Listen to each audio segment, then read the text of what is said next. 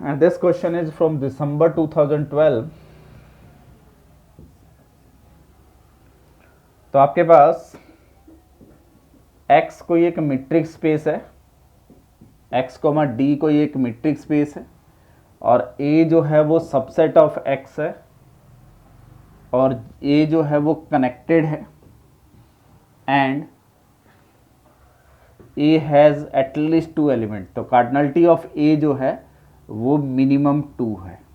ठीक है, तो मैं अज्यूम कर सकता हूं कि x1 x2 belongs to a लेंगे और x1 not equal to x2 है। ठीक है, और मैं एक फंक्शन डिफाइन करता हूं f, ठीक है, which is from a to r, a to 0,1। ठीक है, कैसे डिफाइन करता हूं? f of x is equal to d of x x1 upon d of x x1 plus d of x x2। ठीक है, अब ये आप चेक कर सकते हैं, जो डिस्टेंस फंक्शन होता है वो कंटीन्यूअस फंक्शन होता है, तो ये क्वांटिटी कंटीन्यूअस फंक्शन है, ये क्वांटिटी कंटीन्यूअस फंक्शन है, और डिनोमिनेटर नॉन जीरो है, तो f जो होगा वो कंटीन्यूअस फंक्शन आ जाएगा। ठीक है, और डिनोमिनेटर न्यूमरेटर से ग्रेटर है तो ये वैल्यू हमेशा लेस देन 1 रहेगी और ग्रेटर देन और इक्वल टू 0 रहेगी। ठीक है, तो इस फंक्शन का रेंज मैक्सिमम ये हो सकता है।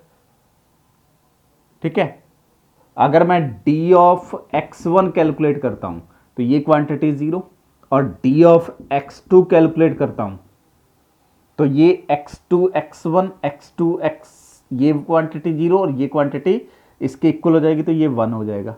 तो बेसिकली इस फंक्शन के रेंज में 0 भी आ रहा है, 1 भी आ रहा है। ठीक है, फंक्शन कंटिन्यूअस है, तो आईवीपी से इन दोनों के इन बिटवीन हर वैल्यू को अटेन करेगा, तो यानी कि f ऑफ a जो आ जाएगा वो 0,1 आ जाएगा।